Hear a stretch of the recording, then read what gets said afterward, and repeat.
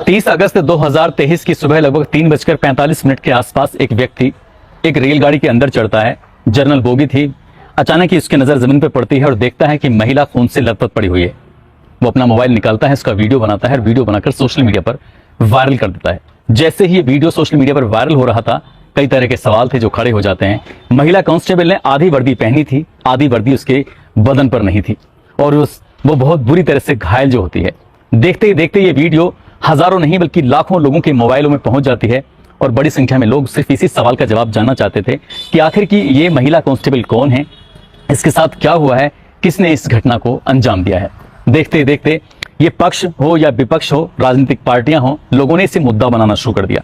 एक तरफ लोग सवाल कर रहे थे, दूसरी तरफ आरोप लगा रहे थे उत्तर प्रदेश की सरकार बड़ी बड़ी बातें करती है, महिला कांस्टेबल ही अगर सुरक्षित नहीं है तो आम लोगों की सुरक्षा की जिम्मेदारी कैसे ली जा सकती है। बात यहीं पर नहीं थमती, बल्कि इलाहाबाद के जो हाईकोर्ट के मुख्य न्यायाधीश होते हैं उनके मोबाइल में भी ये वीडियो पहुंच जाता है। जब वो इस वीडियो को अपनी आंखों से देखते हैं तो उन्हें यकीन नहीं हो रहा था कि जितनी बुरी तरह से वो महिला कांस्टेबल घायल थी, वाकई किसी के भी रोंगटे खड़े हो सकते हैं।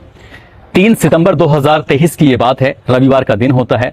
वो आधी रात में एक बैठक बुलाई जाती है। बैठक बुलाने के बाद सबसे पहले एक पीठ का गठन करने के निर्देश देते हैं और साथ ही कहते हैं कि रेलवे को नोटिस दिया जाए कि रेलवे में इस तरह से महिला कांस्टेबल अगर सुरक्षित नहीं है तो क्या होगा। यही नहीं, आरपीएफ को बोला गया कि अपने कर्तव्यों का निर्वहन सही से नहीं हो रहा है, बिल्कुल विफल हो गया इनका जो कर्तव्य हैं।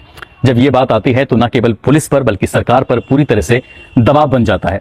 रेलवे पुलिस फोर्स हो या उत्तर प्रदेश पुलिस हो या एसटीएफ हो, जितनी भी विंग होती हैं सब के सब सवालों के घेरे में खड़े हो जाते हैं और उसके बाद फिर पुलिस अपना काम करना शुरू कर दिए। जैसे क्या हर आदमी चाहता था जिसके मोबाइल में ये वीडियो पहुंचता है कि आखिरकार इस महिला कांस्टेबल के साथ हुआ क्या है।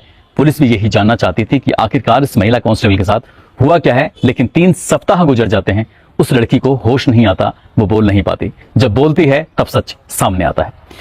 आदाब, नमस्कार, सत श्री अकाल। मैं उस्मान सैफी। आज की जो सच्ची घटना मैं आपको सुनाने जा रहा हूं, ये सच्ची घटना है उत्तर प्रदेश का एक जिला है अयोध्या। बात कर रहा हूं 21 सितंबर 2023 की रात लगभग 1:30 बजे के आसपास उत्तर प्रदेश पुलिस और एसटीएफ को एक सूचना मिलती है कि इनायत नगर थाना क्षेत्र का चमोला गांव लगता है, वहां पर कुछ लोकेशन मिली है। 2-3 लोगों की लोकेशन की जब सूचना मिलती है, पुलिस ने घेराबंदी करना शुरू कर दिया। पुलिस जब वहां पर पहुंचती है तो दूसरी तरफ से गोलियां चलनी शुरू हो जाती हैं। इसमें एक दरोगा, 2 सिपाही भी घायल हो जाते हैं। लेकिन वो हिम्मत जुटाते हुए जब अपनी तरफ से जवाबी कार्रवाई कर रहे थे तो उसमें 2 लोगों को गोली लग जाती है। एक व्यक्ति का नाम होता है आजाद खान और एक व्यक्ति का नाम होता है विशंबर दयाल उर्फ लल्लू। ये घायल हो जाते हैं। तीसरा जो इनका साथी होता है वो मौके से भाग जाता है। पुलिस सतर्क होती है और उसकी तलाश करने के लिए लगातार कोशिश कर रही थी। इस घटना स्थल से लगभग 40 किलोमीटर की दूरी पर एक जगह लगती है, पूरा कलंदर थाना क्षेत्र, उसका है छतिरवा सरैया सीमा। वहां से एक लोकेशन मिलती है। पुलिस जैसे ही लोकेशन के आधार पर मौके पर पहुंचते हैं, वहां जाने के बाद आम का बाग होता है, पास में ही ईख का खेत होता है। ईख की खेत की आड़ लेते हुए एक व्यक्ति लगातार पुलिस पर गोलियां बरसाना शुरू कर देता है। उधर से लगातार गोलियां चल रही थी। पुलिस ने जवाबी कार्रवाई में जब गोली चलाती है तो गोली लग जाती है सटीक निशाने पर और जैसे ही गोली लगती है तो वो व्यक्ति मारा जाता है, यानी कि उसका एनकाउंटर होता है। एनकाउंटर होते ही दिन ठीक से निकला भी नहीं था कि हर सोशल मीडिया के पन्नों पर ये लगातार चलने लगता है, चाहे वो फेसबुक हो, यूट्यूब हो और अलग अलग जो प्लेटफॉर्म है सोशल मीडिया के, वहां पर ये चलने लगता है कि अनीस खान को गोली लगी, उसका एनकाउंटर कर दिया गया। दरअसल उसने एक महिला कांस्टेबल के साथ जो इतनी दरिंदगी की थी। अब दरिंदगी का जो किस्सा था जो यहां से शुरू होता है तो लोग वाकई हैरान हो जाते हैं, परेशान हो जाते हैं, सोच कर आखिरकार कोई इंसान ऐसा कैसे कर सकता है। दरअसल जिला सुल्तानपुर के कोतवाली में तैनात एक महिला कांस्टेबल जिसका नाम होता है सुमित्रा पटेल, उसको अयोध्या के हनुमानगढ़ी में सावन के मेले में लगने वाली ड्यूटी में भेज दिया जाता है। लगभग 10 दिन की इसे ड्यूटी करनी थी।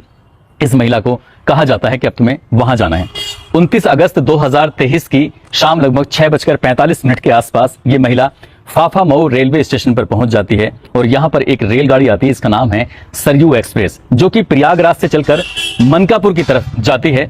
इस महिला कांस्टेबल ने फाफा मऊ रेलवे स्टेशन से इस ट्रेन को पकड़ा और ट्रेन को पकड़ने के बाद 6:45 पर आखिरकार इस पर बैठ जाती है। जनरल बोगी में बैठती है। ऊपर की बर्थ पर ये लेटी हुई थी और इसी बीच में जब कई घंटे बीत जाते हैं तब 1-2 लड़के इसके पास आते हैं और आने के बाद इस महिला कांस्टेबल के साथ छेड़छाड़ करना शुरू कर देते हैं। लगभग 40 साल की इसकी उम्र होती है। ये बताया जा रहा था कि इस महिला ने उत्तर प्रदेश पुलिस में साल 1998 में नौकरी प्राप्त की थी और तभी से लेकर ये उत्तर प्रदेश पुलिस में अलग अलग जगहों पर सेवा दे रही थी। जैसे इसके साथ छेड़छाड़ की घटना को अंजाम दिया गया था, इस महिला कांस्टेबल को इतना गुस्सा आता है, ये अपनी सीट से उतरती है। उतरने के बाद जो व्यक्ति से छेड़छाड़ कर रहा था उसको उठाकर एक बहुत बुरी तरह से पटकी मारी जाती है और जो आसपास के लोग थे, आसपास के लोग भी देखते रह जाते हैं। माहौल बिल्कुल पूरी तरह से शांत हो जाता है, सबके सब अपने अपने काम में व्यस्त हो जाते हैं, कोई कुछ नहीं बोलता, शांति एकदम से हो जाती है। उसके बाद ट्रेन अपनी रफ्तार जो थी उसने रफ्तार पकड़ ली। इस महिला कांस्टेबल को उतरना था अयोध्या के रेलवे स्टेशन पर, लेकिन इसकी आंख लग जाती है और जैसे इस महिला की आंख लगती है, ये रेलगाड़ी पहुंचती है रात 12 बजे और ये सो जाती है। सोने की वजह से जब इसे आंख खुलती है तो पता चलता है कि मनकापुर रेलवे स्टेशन आ चुका है और रेलवे स्टेशन आ चुका है तो अब वापस कैसे जाए ये अयोध्या में, क्योंकि वहां पर इसको अपनी ड्यूटी जो करनी थी। अब ये भी बताया जाता है कि मनकापुर रेलवे स्टेशन पर जब गाड़ी पहुंचती है, यार्ड पे लगभग 1 घंटे तक खड़ी रहती है और 1 घंटे खड़े होने के बाद फिर से रात 3:05 यानी कि सुबह के 3:05 पर मनकापुर से फिर से प्रयागराज के लिए गाड़ी तैयार हो जाती है और ये महिला कांस्टेबल इससे उतरती नहीं है, बल्कि उसी बोगी में अपनी सीट पर लेटी रहती है और जब लेटी रहती है तब इंतजार कर रही थी कि गाड़ी चलेगी। अब ये मनकापुर से प्रयागराज के लिए प्रस्थान करना गाड़ी शुरू कर देती है और जैसे प्रस्थान कर रही थी बताया जाता है कि इसी बीच में 2 या 3 व्यक्ति इसके पास आते हैं। 2 या 3 व्यक्ति आने के बाद इस महिला कांस्टेबल के साथ बहुत बुरी तरह से मारपीट करते हैं।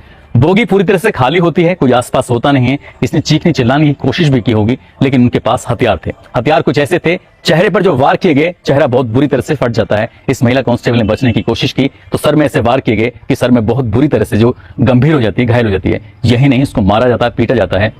जाते जाते उन लोगों ने इनके कपड़े भी फाड़ने शुरू कर दिए। महिला कांस्टेबल के आधे हिस्से पे कपड़े थे और आधे हिस्से पे कपड़े नहीं होते हैं। महिला कांस्टेबल बहुत बुरी तरह से भयभीत हो जाती है, डर जाती है।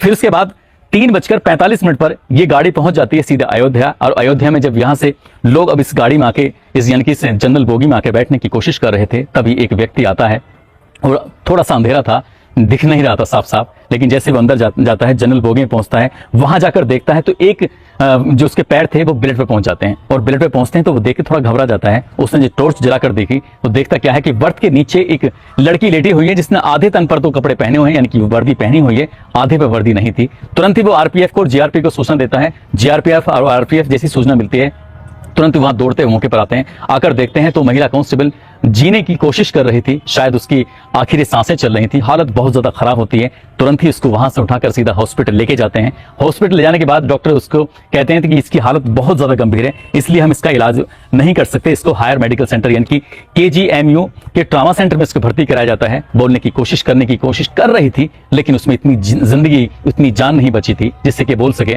जैसे जैसे ये सूचना, क्योंकि एक वीडियो बनाया गया था, वो वीडियो बहुत तेजी के साथ सोशल मीडिया पर वायरल होने लगता है। अब चाहे वो पक्ष हो या विपक्ष हो, राजनीतिक पार्टी के अलग अलग हिस्से हो, पुलिस वाले हो, आम आदमी हो, हर किसी के मोबाइल में ये वीडियो लगातार वायरल हो रहा था। इलाहाबाद हाईकोर्ट को भी इतना गुस्सा आता है कि वो संडे के दिन आधी रात में एक मीटिंग बैठाते हैं और उस मामले की जांच पड़ताल की बात भी करते हैं, एक आयोग भी गठन की बात करते हैं और आरपीएफ की कार्यप्रणाली पे कई तरह के सवाल भी खड़े करते हैं।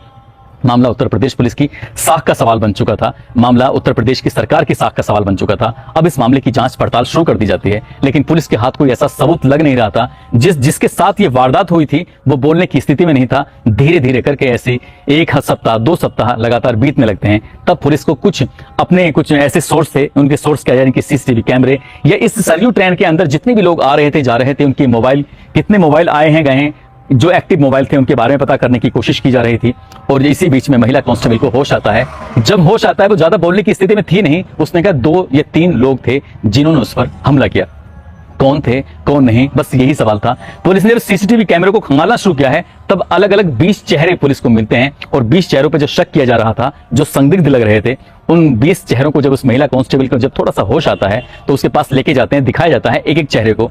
तब वो एक चेहरा पहचानती है कि ये सबसे आगे था, यही मुख्य आरोपी था। अब उसका चेहरा सोशल मीडिया पर वायरल किया जाता है और वायरल करने के बाद ये पता करने की कोशिश की जाती है कि आखिरकार ये व्यक्ति कौन है, इसके बारे में पता करने की कोशिश करें और जो बताएगा उसको 1 लाख रुपए का इनाम घोषित किया जाएगा। उत्तर प्रदेश की पुलिस हो या एसटीएफ हो, स्पेशल टास्क फोर्स, वो मिलकर इस अभियान को चला रहे थे। कई सारी टीमें थी जो पुलिस डिपार्टमेंट के लगी हुई थी, आरपीएफ की टीम लगी हुई थी। लेकिन आखिरकार पुलिस को सूचना मिलती है कि जो मुख्य आरोपी है, जिसको पहचाना गया है उन 20 चेहरों में से, उसका नाम है अनीस खान, जो कि हैदरगंज थाना क्षेत्र के दशलावन गांव का रहने वाला है। साथ ही एक और साथी होता है उसका आजाद खान, जो इसी के गांव का रहने वाला होता है। एक का नाम विशंबर दयाल उर्फ लल्लू, जिसका जो जिला है वो सुल्तानपुर होता है और थाना उसका कुरेभान होता है। पीपरी सोमनाथ का वो निवासी होता है। पुलिस ने अब इनको तलाश करना शुरू कर देती है। कई दिन बीत जाते हैं, आखिरकार पुलिस ने 1 लाख रुपए का इनाम भी घोषित किया था। काफी मशक्कत करने के बाद पुलिस को एक सूचना मिलती है। पुलिस को बताया जाता है कि एक इनायतपुर जगह है, इनायतपुर में एक चमोला एक क्षेत्र है, वहां पर इनकी लोकेशन है। पुलिस जाती है तो मुठभेड़ हो जाती है। मुठभेड़ में आजाद खान को गोली लगती है उसकी टांग में, साथ ही विशंबर दयाल उर्फ लल्लू होता है, उसको भी गोली लग जाती है। लेकिन अनीस खान मौका पाते ही वहां से भाग जाता है। पुलिस वाले उसका पीछा कर रहे थे, लेकिन पीछा करते करते पूरा कलंदर थाना क्षेत्र का छतीरवा एक इलाका है, उसका सरिया सीमा है, वहां पर जाकर उसका एनकाउंटर हो जाता है। और एनकाउंटर जब होता है तब लोगों को पता चलता है कि आखिरकार उसने क्या किया है। पुलिस जब इनकी कुंडली खंगालना शुरू करती है तो पता चलता है कि अनीस खान पर 6 मुकदमे दर्ज हैं, साथ ही आजाद खान पर 12 मुकदमे दर्ज हैं, विशंबर दयाल उर्फ लल्लू के ऊपर 3 FIR दर्ज हैं। और अनीस खान का जब रिकॉर्ड खंगाला जा रहा था तो पता चलता है कि साल 2017 में एक छोटी सी बच्ची को ये छेड़छाड़ करता है, उसके साथ बदतमीजी करता है, तब उसके पास पहला मुकदमा दर्ज होता है। साल 2018 में अनीस खान पर एक लड़की का अपहरण कर लेते हैं, इस नियत से कि उसके साथ गंदा और घिनौना कृत्य करेंगे, और उसको लेकर भाग जाते हैं। उसके साथ गंदा घिनौना कृत्य करने की कोशिश करते हैं लेकिन कर नहीं पाते। गोकशी की भी इस पर कई सारी घटनाएं होती हैं जो पुरानी थी। लेकिन इस व्यक्ति को जब ये वही व्यक्ति है जो इस महिला कांस्टेबल के साथ छेड़छाड़ कर रहा था, और इसकी हिम्मत तब बढ़ जाती है जब उस महिला ने वर्दी पहनी हुई थी। बल्कि वर्दी से तो लोग घबराते हैं, डरते हैं, लेकिन अनीस खान के मन में, उसके दिमाग में, उसके दिल में कोई किसी तरह का खौफ नहीं था। और महिला कांस्टेबल से पहले सीट को लेकर सीट पर जबरदस्ती बैठने की कोशिश कर रहा था, जबकि वो महिला कांस्टेबल अकेली उस बर्थ पर लेटी हुई थी, बैठी हुई थी, और उस पर जबरदस्ती बैठने की कोशिश कर रहा था। उसने मना किया तो उसके साथ उसने छेड़छाड़ करनी शुरू कर दी। जब महिला कांस्टेबल को गुस्सा आता है तो गुस्से में उसको वो पटक देती है, और पटकने बाद जब वो ये तीनों मिलकर उसे मारने की कोशिश कर रहे थे तब लोगों ने शायद विरोध किया, तब तो वो कुछ नहीं कर पाते हैं। लेकिन जब वो अकेली उसमें रह जाती है, क्योंकि शायद उसकी किस्मत अच्छी नहीं थी, उसे उतरना था अयोध्या के रेलवे स्टेशन पर, लेकिन उसकी आंख लग जाती है, वो सो जाती है, और वो सीधा जो लास्ट स्टॉपेज होता है सरयू एक्सप्रेस का, वहां जाकर वो आंखें खुलती हैं। लेकिन वो पहले से ही घात लगाए बैठे थे, और जैसे ही उन्हें मौका मिलता है वो उसके साथ दरिंदगी करने की भी कोशिश करते हैं। हालांकि पुलिस की रिपोर्ट में ऐसा नहीं आया है कि उसके साथ कोई दरिंदगी वगैरह हुई है। पुलिस ने FIR भी दर्ज की है, और FIR दर्ज करने के बाद जो बच्चे हैं उनका भी इलाज किया जा रहा है। जो 3 पुलिस वालों को शायद गोली लगी है वो भी घायल हुए हैं, उनका भी इलाज चल रहा है। दोस्तों, इस पूरे घटनाक्रम को सुनाने का उद्देश्य किसी को परेशान करना नहीं है, किसी का दिल दुखाना नहीं है, बल्कि आपको जागरूक करना है, आपको सचेत करना है, आपको बताना है, आपको जताना है कि लड़की चाहे वर्दी में हो या बिना वर्दी के हो, उसका सम्मान करना चाहिए। लेकिन जिस तरह से अनीस खान ने उसके साथ दरिंदगी करने की कोशिश की थी, शायद उसका अंजाम यही था और ऐसा ही होना चाहिए। यदि ऐसे ही अपराधियों को कम से कम समय में सजा मिल जाए तो शायद वो बहन बेटियों की इज्जत भी करना सीखेंगे, और उन्हें ये भी पता होगा, खासकर पुलिस वालों पर अगर हाथ डालने की कोशिश करेंगे तो उनके साथ ऐसा ही होगा। दोस्तों, आज जाते जाते आज मोहम्मद नासिर हैं, दिल्ली के रहने वाले हैं, पूर्णिया के रहने वाले हैं आयान बाबू। आज इनका जन्मदिन है, इनको जन्मदिन की बहुत सारी शुभकामनाएं, बहुत बहुत मुबारकबाद। साथ ही नालंदा के रहने वाले हैं कुंदन कुमार, भास्कर कुमार, सुजाता मुरादाबाद के रहने वाले हैं शाहरुख अली, मोहम्मद इरशाद आलम हैं, नाइशा खान हैं मेवात से, गोपाल सिंह उत्तराखंड से हैं, अरविंद यादव शाहजहांपुर से हैं, परवेज रसूल मुरादाबाद से, नीरज जायसवाल नालंदा से हैं, पूनम सोलंकी दिल्ली से, ओमी कुमार करौली से हैं, फुरकान चौधरी लखनऊ से हैं, मोहम्मद जमील सूरतगढ़ से हैं, निसा रायबरेली से हैं। इन्होंने नाम लेने की अपील की थी। आप सब लोग अपना ख्याल रखें, सुरक्षित रहें। जय हिंद, जय भारत।